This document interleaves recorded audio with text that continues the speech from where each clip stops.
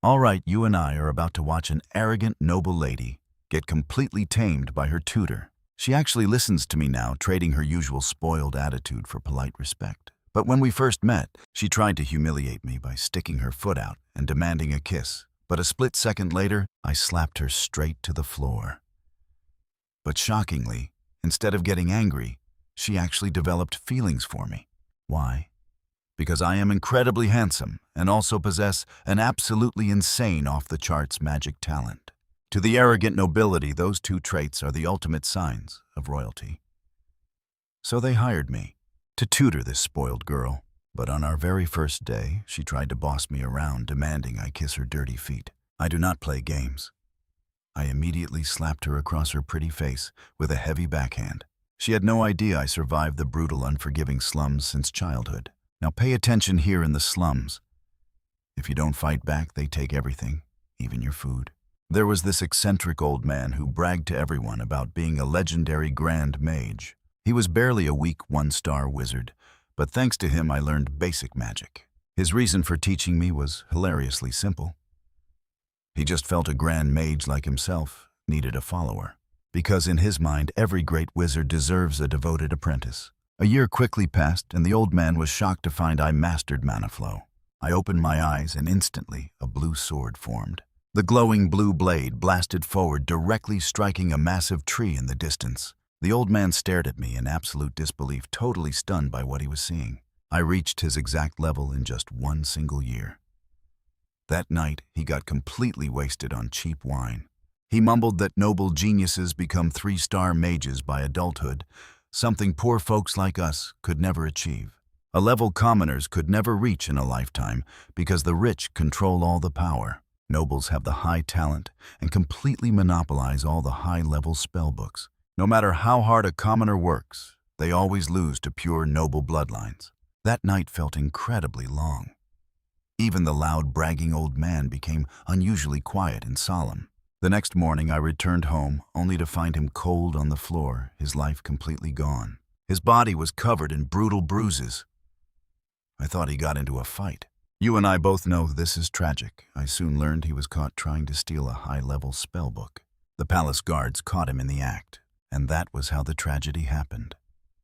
Nobody understood why an old man with zero ambition would risk his life. Why steal a 2-star book he couldn't even use? But I knew it was for me. Though he always warned me about the wall of bloodlines, I am a reincarnated soul with a cheat system. With my system, I kept growing stronger. 4 years after his death, I became the absolute youngest and most lethal mercenary in the region. During this time, a powerful 3-star noble mage took a special interest in me. He took me in as his apprentice, guiding my magic and praising my naturally massive pool of raw mana.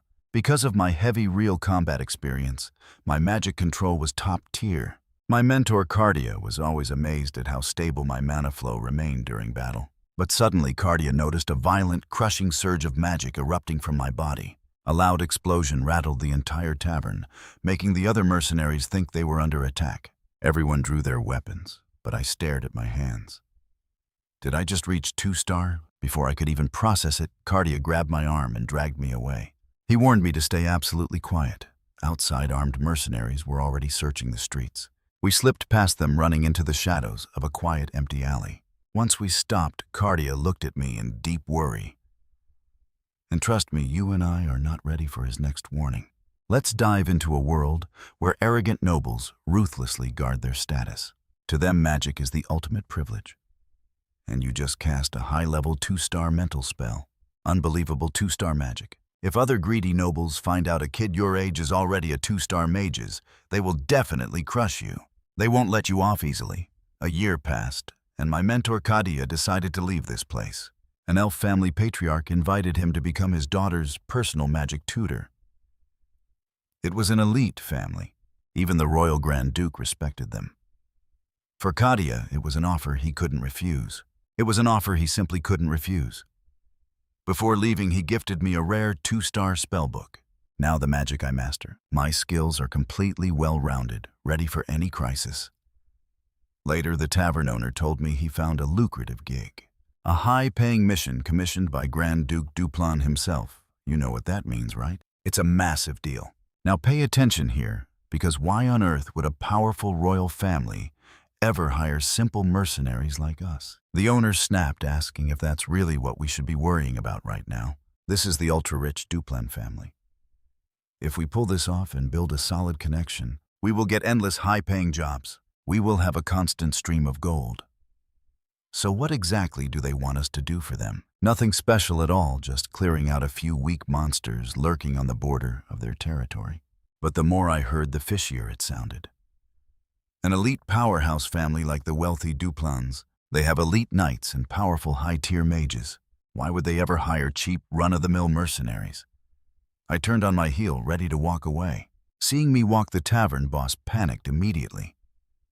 He grabbed me and yelled that they specifically requested a mage. That's the only reason he called me over in the first place. You and I both know something is highly suspicious. Why would simple pest control ever require a mage? Either way, I didn't want to get dragged into a dangerous noble mess. Suddenly, the boss tossed something shiny. I caught it instantly. He smirked and asked if I was sure. This gold coin is just the deposit. Complete the job, and you get way more. Staring at the gleaming gold coin in my hand, I hesitated. But after thinking it over, I accepted the job anyway. To a poor slum mercenary, this was a massive fortune.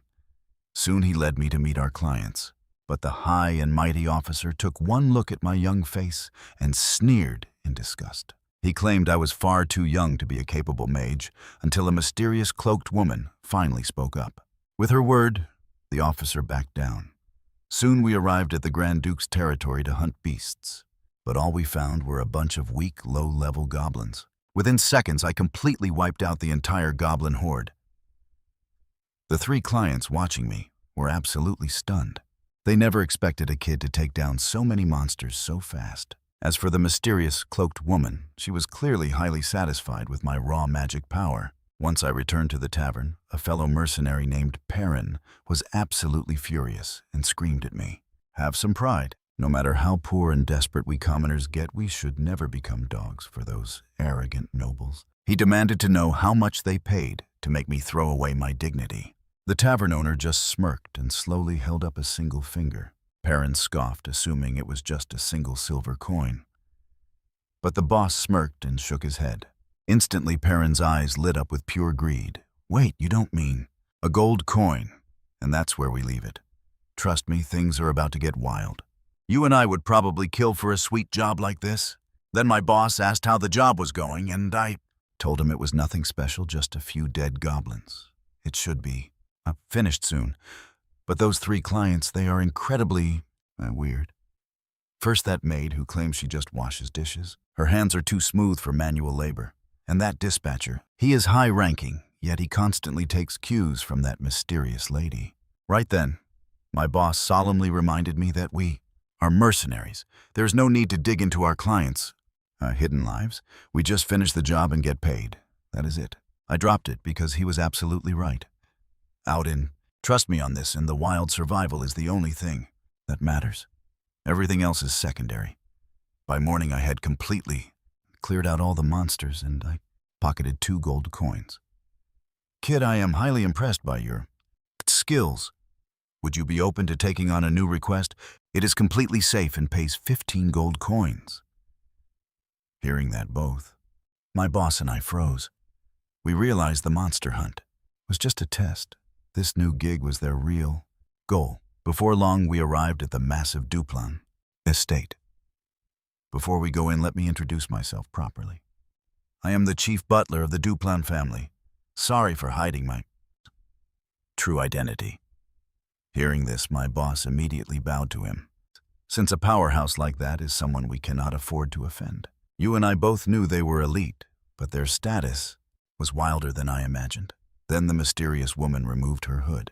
I am the eldest daughter, Irene Duplan. I want to hire you as a personal magic tutor for my little sister, Tia. Meanwhile, the second son stormed into their father's study. Reg, how many times have I told you to keep your cool, to honor our family name, father, the one who must calm down? Is not me, but that crazy girl, Tia. She is out of control. She even went as far as beating up my maids. Over 10 servants quit last month because of her. At this rate, She is going to ruin our family reputation completely. Seeing the tension, the eldest brother, Varian, quickly stepped in to stop him. Enough, Reg. Father and I are discussing important business. But Reg refused to drop it. We need to discard that useless Tia. After all, we still have Irene. I even had the butler find a monastery where Tia can spend her life. It is best for everyone. Suddenly their father reached out, grabbed Reg by the hair and slammed his face straight into the desk. Let me remind, you won last time. You do not make the decisions. Meanwhile, Irene led me, and trust me, you and I can already feel something is deeply wrong here. All right, you and I are about to see how this crazy mess actually started. I arrived at the Patriarch's mansion with Irene to meet the head of the family. Father, this is the skilled magician I brought back for our family. He will be in charge of teaching Tia. Meanwhile, the Patriarch kept working, barely looking up as he spoke to us, dismissing us like he did not care about it. But just as we turned to leave, his deep voice suddenly echoed, telling me to stay behind alone. He wanted a private talk. You are only 16. Can you actually control magic to any real degree? I replied that I could only manage basic single-mind magic. But hearing this, the Grand Duke looked at me with sharp eyes and said there is no need to lie to me. Being overly modest is not a virtue here. I did not argue further. I simply apologized for hiding my true power. After all, as a 5-star mage, he easily saw right through me. Next, I headed over to Tia's room. Hearing me enter, she did not even bother to look back, demanding that I step closer. But as I slowly walked toward her, but pay attention here, she's about to make a huge mistake. Suddenly, she splashed a whole bucket of dirty water straight into my face, laughing with absolute arrogance.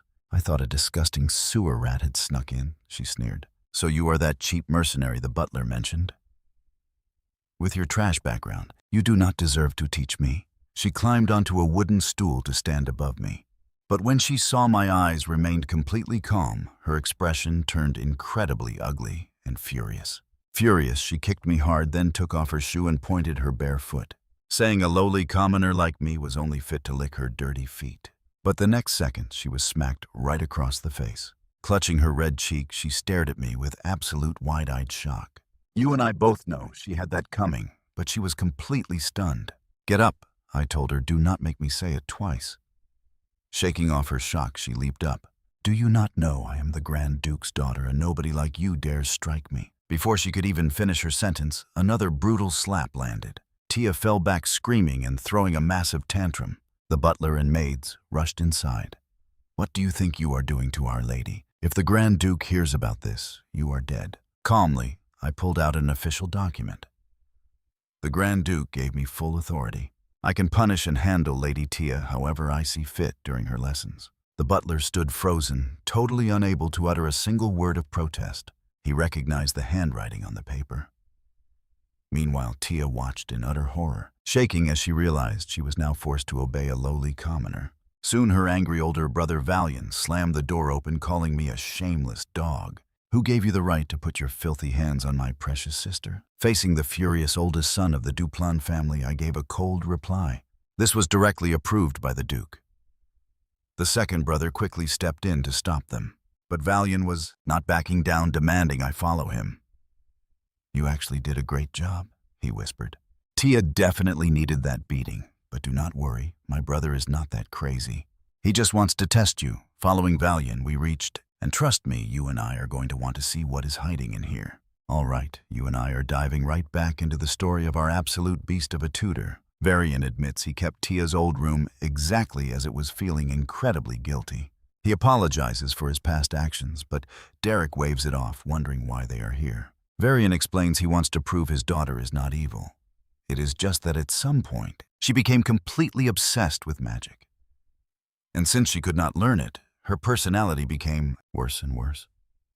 Eventually, she was exiled from the main estate. He begs Derek to save her before things get worse, because otherwise she will be sent away to a monastery cut off from her family forever. But Derek points out that Tia never actually gave up on magic, because all the secret books hidden in her room are packed with magic notes. Later that night, Derek sneaks into her room and dumps a bucket of freezing water straight onto her. Wake up. Now pay attention. because this is where his brutal teaching methods officially begin. Without letting her protest, he drags her right out of bed, and soon they arrive in the dark, empty wilderness. You, Psycho, what are you doing? Relax. I am not here to teach you magic. I just want to beat some humility into a spoiled, self-righteous noble. Hearing this, Tia is completely terrified. After all, this place is completely isolated. If he actually tries something, nobody can save her. Derek laughs, saying her family's about to abandon her anyway. Even if she complains, nobody will believe a word she says. And even if something truly terrible happens, he can just slip away. Honestly, the Duplin family will probably thank me for solving their biggest family headache. Panicking, Tia turns and bolts straight into the dark forest. This Psycho actually wants to kill me if I can just make it. Now you and I both know she stands zero chance. But watch what happens next.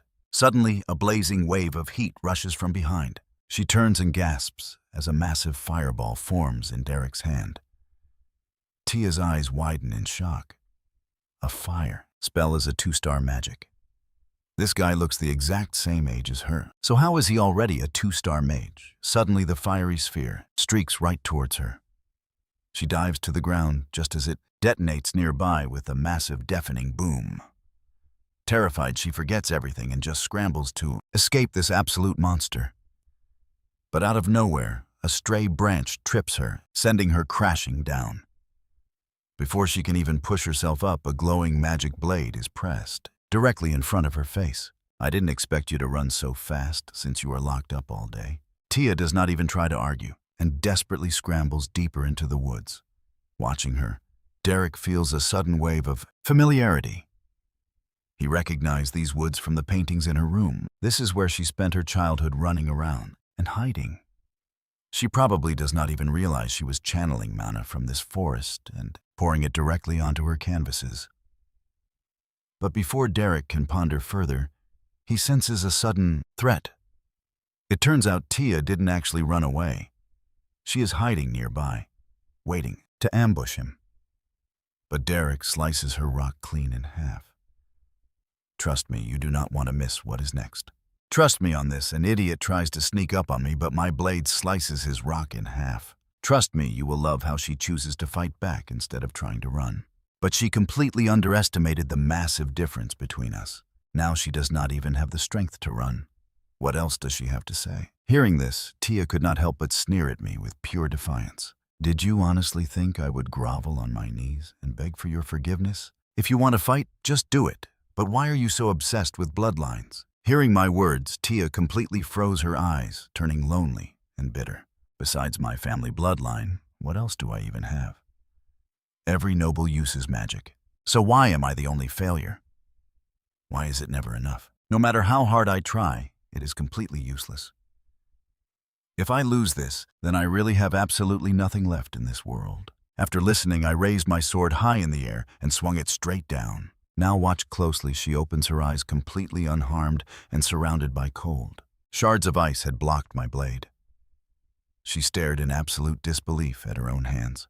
Did I actually just use magic? She whispered. I apologized in my heart. It was not real magic yet, just her raw mana showing. But she had finally done it. Hearing those words, the heavy burden on Tia's heart vanished, and she wept loudly. Once she finally finished crying, I sat down and explained. Magic is basically split into 2 major paths, the wild and the highly structured style. At their core, both styles are almost identical. But get this, how you understand and master them makes all the difference in the world. You should have used wild magic. Forcing the noble style only held you back. Hearing that, Tia asked how I knew. How did I know she was wild? I told her I saw her drawings and felt her magic burning like a wildfire. After that, I carefully bandaged up her sprained ankle. She should be able to walk normally now. Just then, Tia called out. Her face was a perfect mix of shy blushing and classic tsundere pride. Stuttering, she mumbled a quiet apology. The next day, she tried magic again.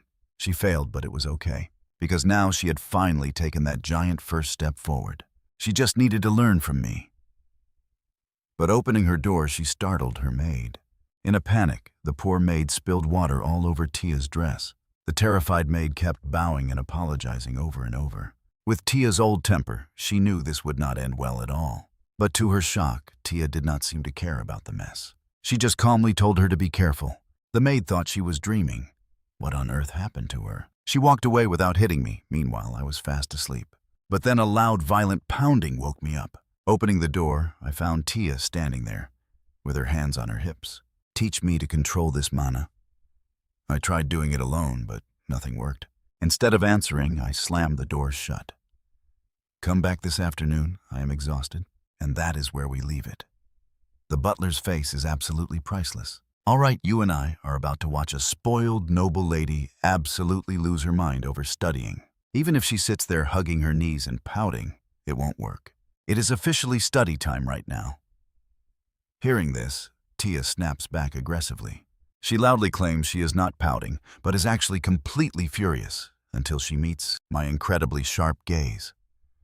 For some reason, a sudden wave of pure terror washes over her heart and she mutters, "Fine then." Fine, I was actually pouting. I sternly tell her that, even though she finally manifested her mana, that absolutely does not mean she can just go ahead and use it recklessly or it will backfire on her.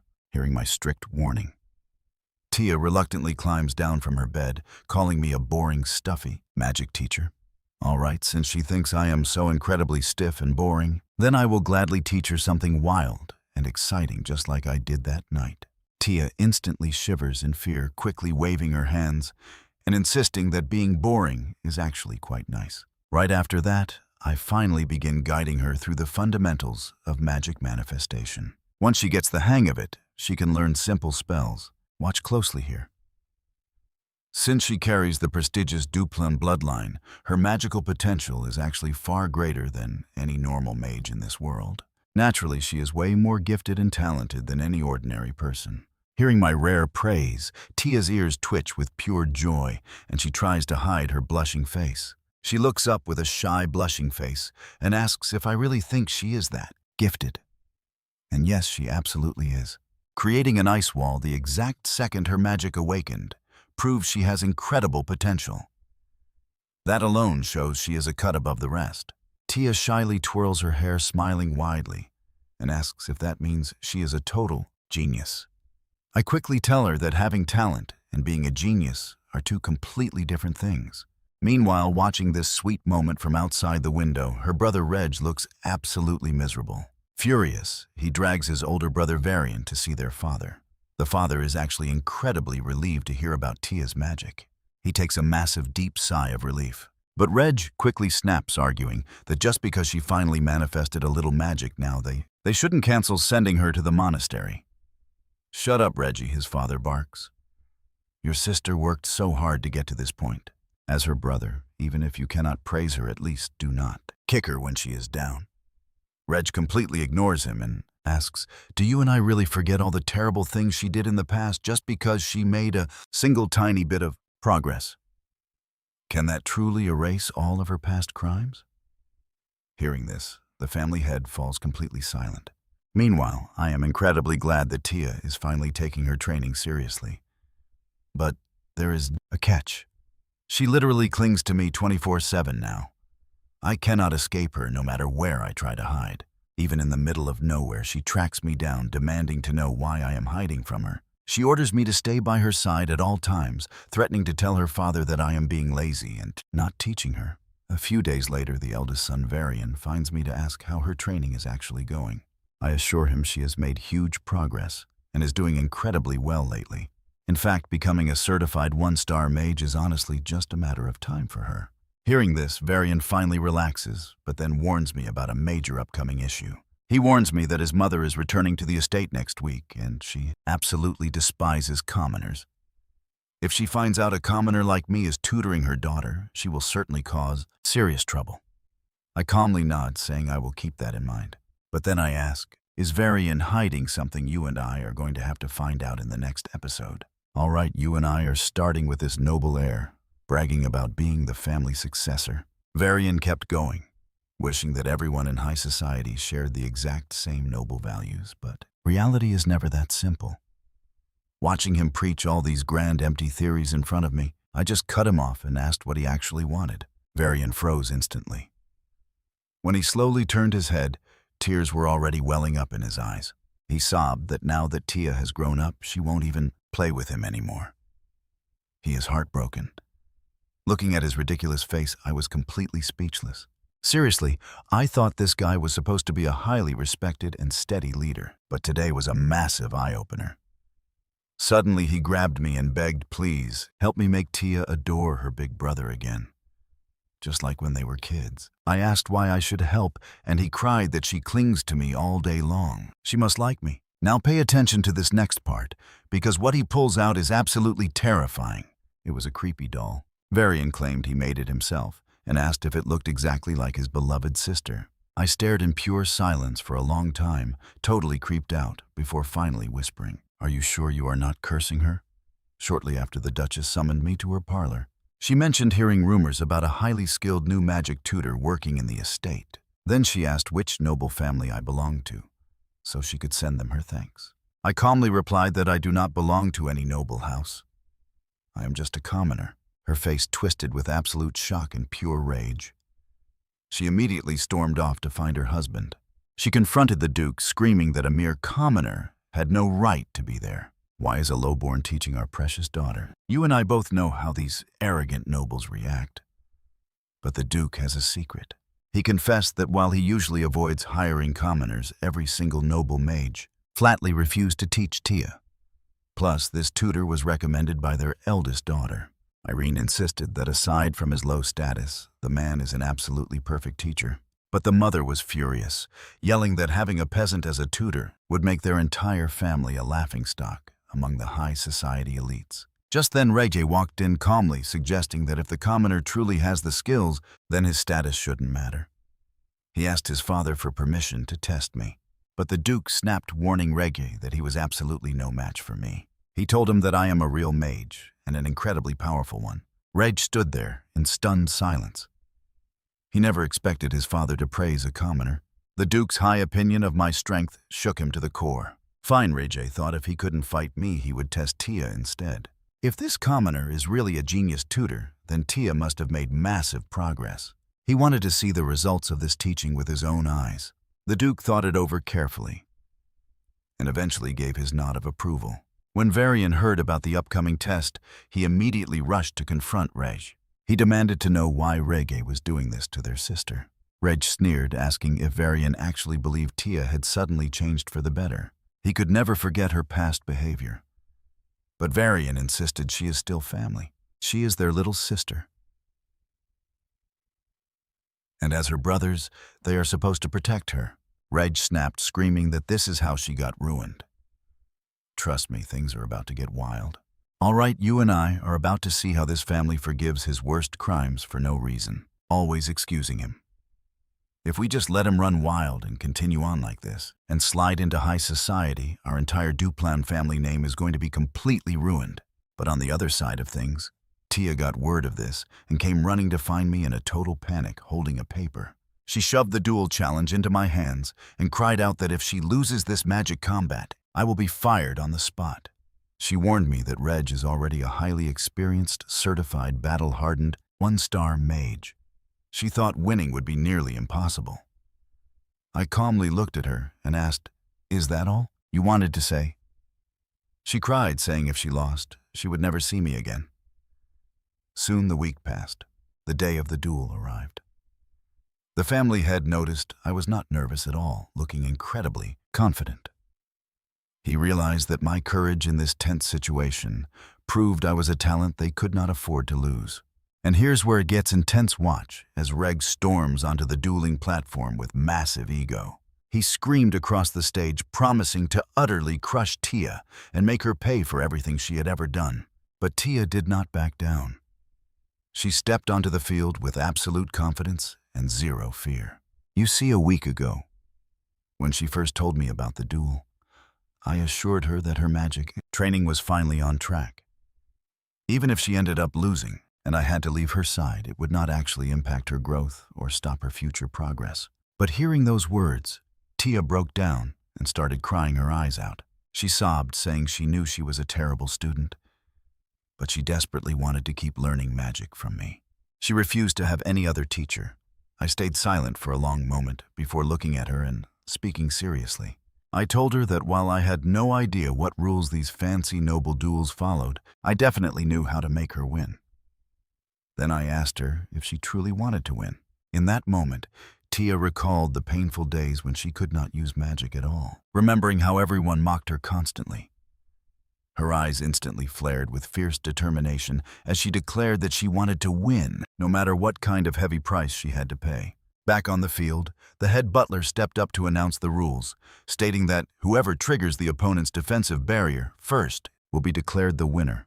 Both wore a small magic device on their chest that automatically activates to block lethal damage before any real harm occurs. Watching this, I know what you're thinking must be nice to be a rich noble because this gear is insanely expensive. Seriously, this device costs a massive fortune, and this protective barrier only lasts for exactly 10 minutes before burning out completely. Up on the platform, Reg began chanting a complex spell, quickly gathering a mass of swirling energy in his hands. With a sharp wave of his hand, he unleashed a deadly slicing wind blade that ripped across the arena toward Tia's position. But facing this terrifying blast of concentrated wind magic, Tia did not even flinch. She casually stepped to the side, dodging the blast with ease. Seeing her move so effortlessly, Reg felt completely and utterly humiliated. Furious, he forced the wind blade to spin around for another strike, but this time a sudden barrier stopped him. A solid wall of ice rose up, blocking his attack. He could not believe she blocked him using pure mana. She did not even cast a proper spell to stop my wind blade. But if she thinks these cheap tricks will win her the duel, she is completely dreaming.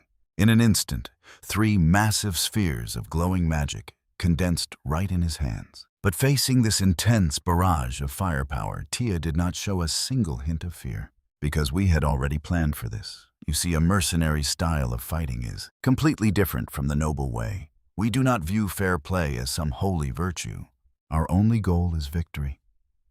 If you want to win, you have to use absolutely any means necessary. And that's where we leave things today. Trust me, you're going to want to see how this fight ends. You and I are about to watch him dodge to drain Reg's mana, only to get blindsided from behind. A sharp wind blade hits him with a massive explosion, completely burying the arena in thick smoke. Watching this happen from the spectator stands the Duchess. She lets out a sharp gasp and immediately screams at the head butler. Are you blind? Can't you see Tia is hurt? End this duel right now. But Grand Duke Duplan remains completely calm, telling her to sit down since it's not over yet.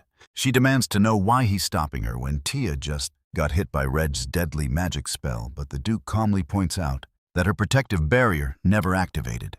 Then the Duke glares right over at my direction. He didn't even blink.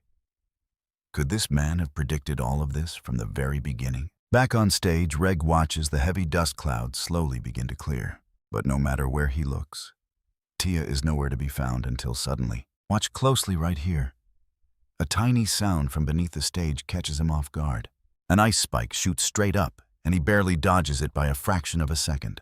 Tia, that sneaky little, is actually hiding under the stage.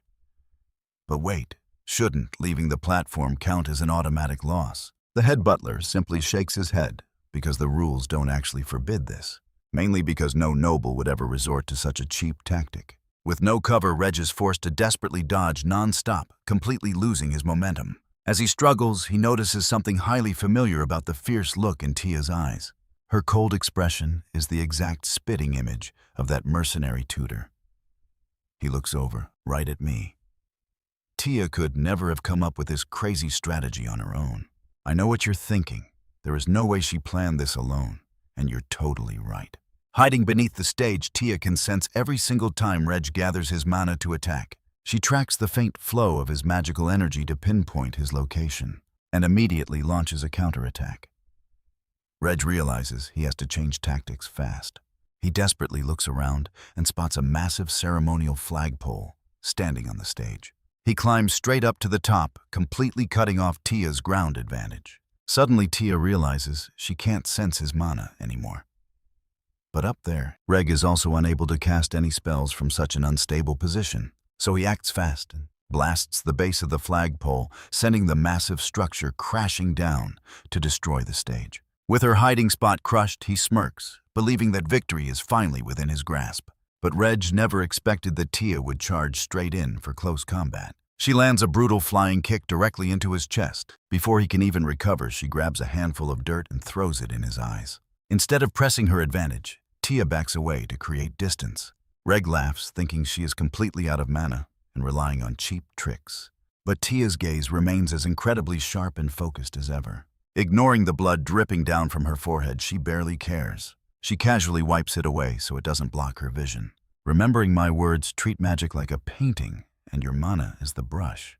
Draw with the canvas you know best, and the spell will flow naturally. Following my exact advice, Tia begins to channel her raw mana.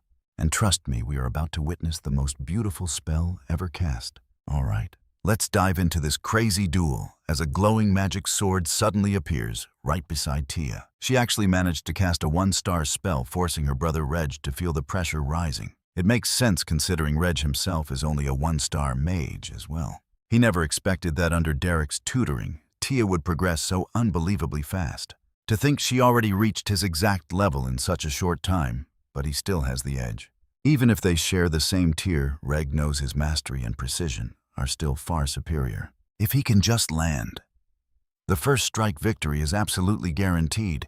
In an instant, both of them unleash their attacks. Boom! Their spells clash in a massive, earth-shattering explosion that rings through the arena, making the Duchess gasp in utter shock. As the heavy smoke finally clears, everyone strains their eyes to see who actually won this fight.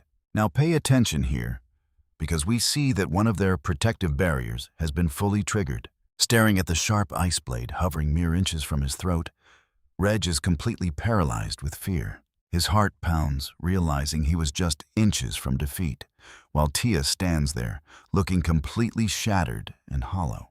She remains totally frozen, unable to process the bitter reality of her loss. Eventually, the poor girl bursts into tears, knowing how incredibly hard she worked for this moment. She had cast aside all her noble dignity and fought like a wild beast.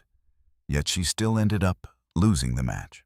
Watching her cry, I can't help but feel a deep ache of disappointment in my own heart. But honestly, we really can't blame Tia since she only recently awakened her mana, whereas her older brother Reg is a veteran 1-star mage who has trained for years. Her pushing him this far is incredible. It actually makes me quite proud. Up in the stands, the Duke and his guests are utterly speechless. They are completely stunned, but the Duchess is especially shaking with pure rage. She furiously screams that Tia's brutal fighting style utterly disgraced their noble family, putting all the blame on me. She endlessly accuses me of corrupting her daughter. But the Duke remains completely silent throughout her rant. As he looks down at his weeping daughter, he's suddenly reminded of his own wild youth, when a powerful figure once told him that he possessed the fierce, hungry eyes of a true conqueror. Now look closely, the Duke notices that even though his daughter is crying, her eyes are actually sharper, colder, and far more focused than they have ever been before. Dozens of anxious maids rush onto the stage, desperately trying to treat her bleeding wounds. But Tia completely ignores them, pushing past everyone with a singular focus. She walks straight off the stage, leaving her brother Reg watching her go in absolute silence. He starts feeling guilty for going too hard, realizing his sister is no longer the same spoiled brat she used to be. The worried maids try to guide her straight back to her bedroom, assuming she just wants to hide her shame. They think she is completely humiliated by the loss and desperately wants to escape the crowd. But she completely ignores all their pleas and walks with purpose, heading directly toward where I am standing. She bites her lip, desperately trying to hold back the flood of tears. But the moment she looks me in the eyes, her defense crumbles, and she breaks down. She keeps repeating her apologies, sobbing that she should have worked harder so she could win this for me. I gently stand up, placing a hand on her head to comfort her. Losing this match is totally fine. Just remember this feeling and use it as fuel. It is how you grow stronger from here. She never expected such warm words. Instead of anger, she received pure kindness, making her sob even harder onto my chest. She lets go of all the heavy burdens she carried. All her built-up pain is finally washed away.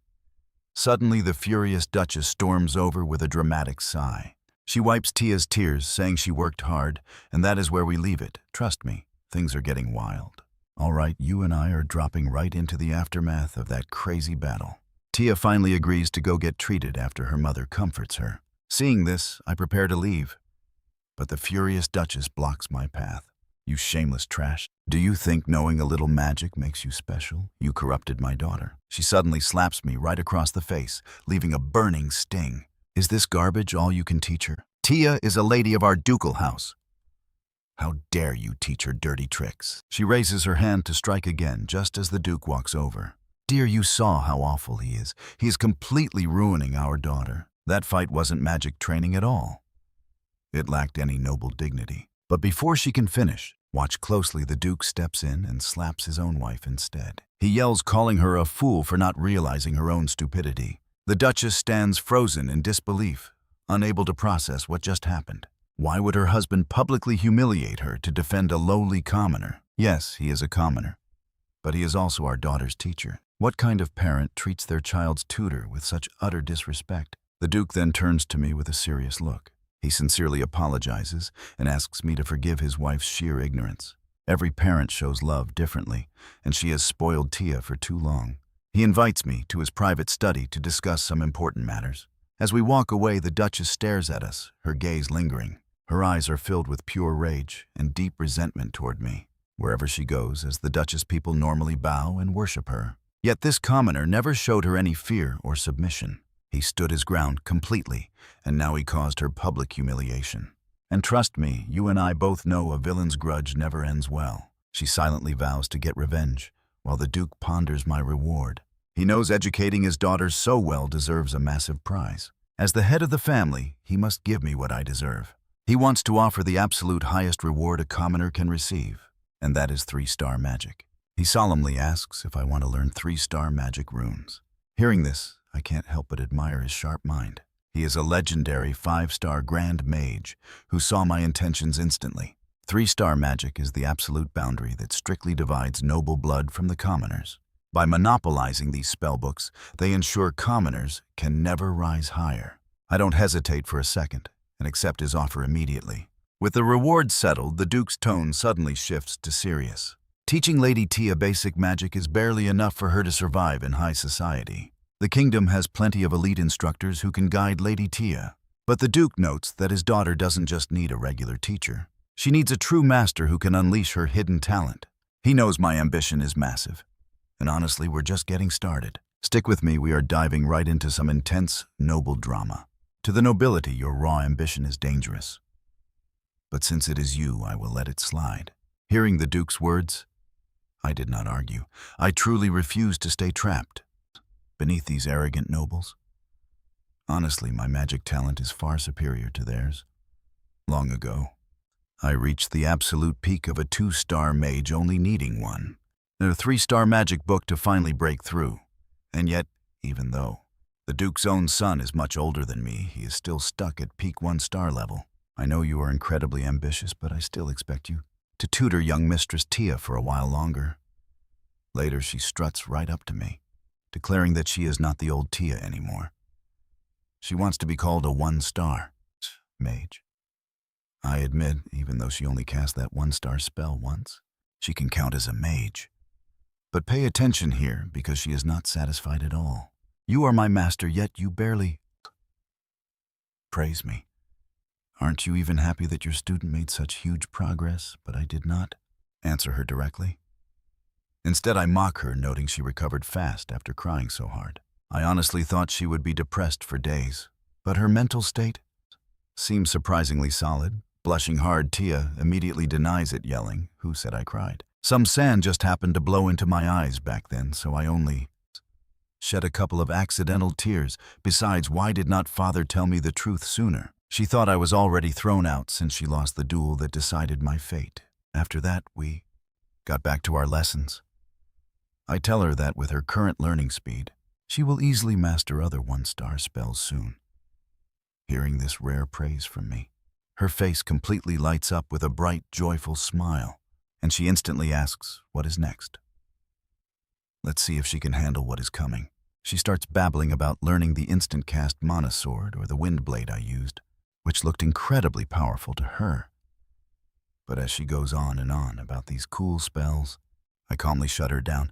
Next up is mana dispersion training. Hearing this, Tia instantly deflates. Now that she has finally awakened her mana. Why waste time practicing basic mana control? I prepare myself for another loud, exhausting argument.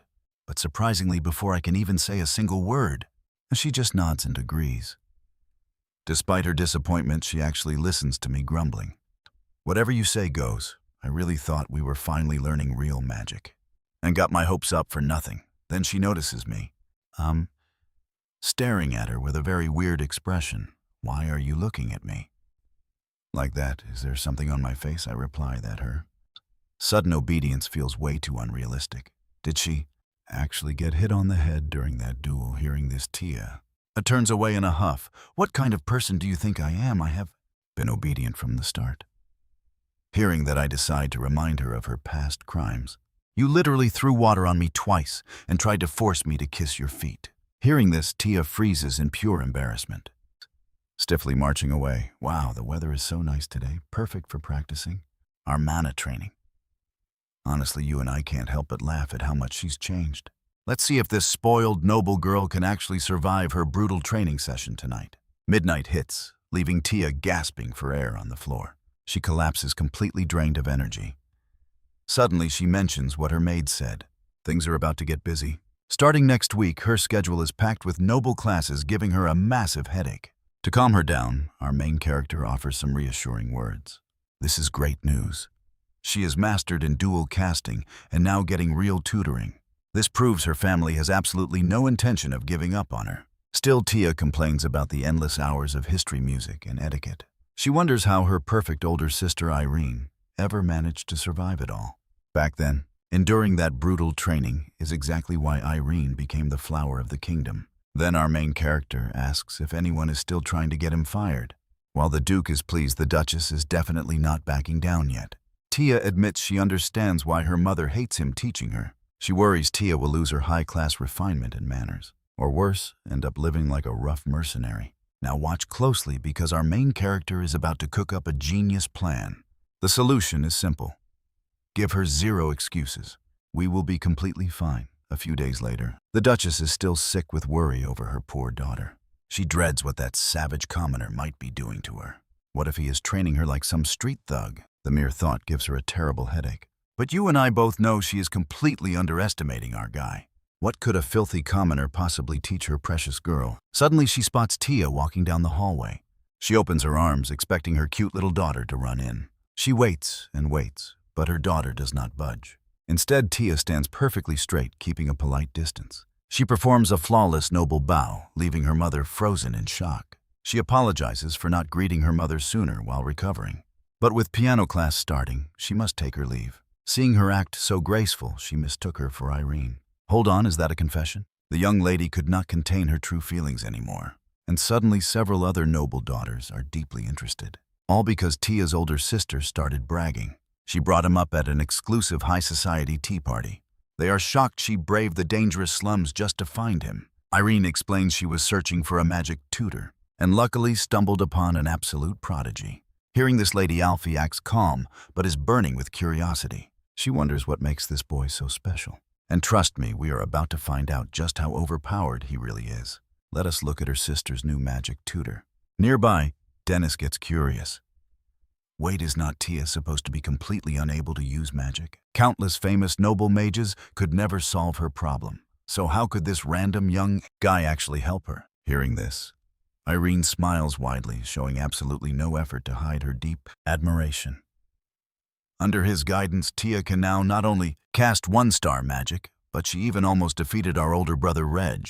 Best of all, she is no longer rude, turning into a truly elegant noble lady. Even I feel pressured.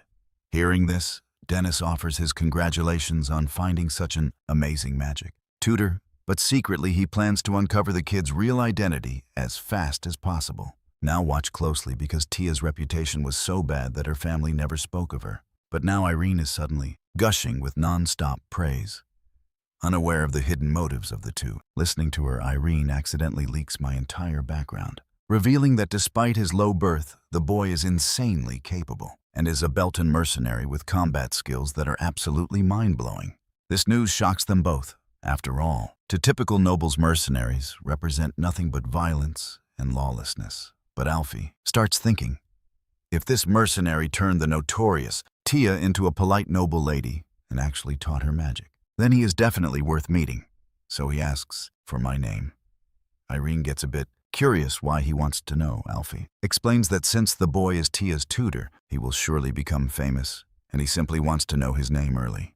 Accepting the explanation without any suspicion, Irene happily reveals my name. His name is Derek, a white-haired boy who carries himself like a true noble. Meanwhile, Tia is endlessly praising me to her mother, boasting that I not only taught her magic, but also mastered complex noble etiquette. But the Duchess does not buy into my influence at all. Tia, I am so proud that you learned all of this on your own. But mother, I did not do it alone. Even though it was tough, it is all thanks to Derek. Hearing her daughter constantly praise, let us pause here, because the Duchess is getting seriously annoyed as she leaves the room and completely loses her temper. That absolute bastard, what on earth did he do to my Tia? Why does she keep saying his name? She decides she cannot just sit back or her daughter might actually get stolen away. So she decides to ask the servants, hoping to find any flaws she can blame on her tutor, but what she finds out is completely unexpected. Every single servant claims that the new Miss Tia is absolutely amazing. In just a few months, she has become a completely different person, saying that the current Miss Tia has truly transformed into a true noble lady, leaving the Duchess totally defeated. Stick around to see what she does next. All right, you and I are about to watch our main character focus every ounce of his mana to master magic. Sitting right next to me is that 3-star spellbook I managed to borrow from the library. Usually high-tier spellbooks like this are strictly locked away by the arrogant nobility, leaving even the most talented commoners completely powerless their entire lives. They can never reach the 3-star rank, and I was stuck just like them. I was trapped at peak 2-star for years, until Tia's progress earned me this reward from the Duke. He let me borrow the book. Suddenly, I sense someone creeping up behind me and looking closer. It is Tia's older brother, Reg. He mutters a quick apology for interrupting my training. Since he is apologizing, I straight up ask him if there is something specific he wants to talk about. Reg sits down right next to me and says he wants to talk about Tia. But then he suddenly spots the book in my hands. He recognizes it as a high-tier 3-star book and realizes his father lent it to me. Hearing this, Reg's face completely fills with absolute shock and disbelief. The Duke values talent, but he always strictly enforces the gap between nobles and commoners. And watch closely, because a 3-star spellbook is the ultimate line dividing their worlds. It is crazy, especially since his father refused to let him challenge me earlier. The Duke shut down that challenge instantly, telling Reg not to look for trouble. Thinking back, Reg can't help but feel real respect. He realizes my raw power and talent completely outclasses his own. I decide to cut to the chase and ask what he wants to say about Tia. Reg instantly turns red with embarrassment, stammering around, before finally asking, what kind of gifts do young girls like Tia actually enjoy? I am completely speechless. I never expected this incredibly serious guy to make such a face. First Vari and now him. Talk about another sister-obsessed brother. You and I both see it, right? These two are absolutely obsessed with their little sister. Reg keeps rambling on, completely lost in his thoughts. Hypothetically speaking, of course. If I got her a cute handmade doll that looks exactly like her, would she like it? Hearing his idea, my mind instantly pictures that creepy doll Varian made. I flatly tell him she would hate it. Hearing my blunt answer, Reg just laughs nervously to cover his massive embarrassment. We finally pack up to head back to the manor. Along the way, Reg suddenly speaks up. He says he is incredibly grateful to me because the old Tia used to drive him crazy. But I helped bring back the sweet, sensible sister he remembers. Even their father is secretly thrilled about it, though. His high status stops him from showing it. Reg suddenly stops walking, looking up at the night sky as he admits his regrets. He neglected his duties as a brother and only wanted to banish her. But since she has changed, he needs to change too. With a solemn look, he bows and thanks me once again. I just give him a quiet nod of approval. Then he mentions that Tia's magic feels totally unique, completely unlike traditional spellcasting. It is almost like she is drawing a picture. Hearing this, I freeze. I am stunned. She really inherited the genius of the Duplan family bloodline. And trust me, you and I know how rare it is for anyone to spot that. So I decide to stop hiding it and openly confirm his suspicions right then and there. Let's dive into how magic works here. Everyone uses it differently, but it basically falls into two main paths: the wild and structured styles. Almost everyone uses the structured style, but Tia is different. She belongs to the incredibly rare wild style. Once she reaches a certain breakthrough point, she will be able to self-learn meaning. She won't need me to teach her anything anymore. At that stage, any outside interference would only get in her way and hold her back. A while later, Tia suddenly notices a beautiful bouquet of fresh flowers on the table. Her maid smiles, saying she arranged them because they bloomed so beautifully. Hearing this, Tia gently leans down to take a sniff. The unique, lovely scent makes her decide to bring them to me later. Just thinking about giving them to me makes her burst into a silly, sweet smile. Her maid teases her, noting how happy she looks, because today is her magic lesson with Derek. Today is the day she finally gets to see her favorite tutor, but when she eagerly brings the flowers to my room, watch closely, her world is about to shatter. She hears news that strikes like a bolt of lightning, her eyes filling with tears of pure disbelief. Inside the room, Derek is standing there, along with her older brother, Varian. Derek looks at her and says she heard correctly. He has nothing left to teach her, so he is planning to pack up and leave. Her training is already on track, and since she uses the rare wild style, too much guidance would only stunt her growth. That is why I went to the Duke to hand in my resignation. The Duke stays silent for a long moment before slowly walking over to the window. He says, "Thanks to you, my daughter has finally returned to her sweet, sensible self. For years, I focused solely on running the estate and failed as a father. If not for you, I would have carried this heavy guilt forever." He then asks when I plan to leave. I explain that Lady Irene will soon arrive before heading back to Elberstein, so I plan to ride back to the city with her. Hearing this, the Duke tells me to hand over the key to the family library. I reply that I will return the 3-star spellbook I borrowed and give the key to the butler. But the Duke waves it off, saying that is not necessary. He tells me to just return the key now. I look down at my waist in shock.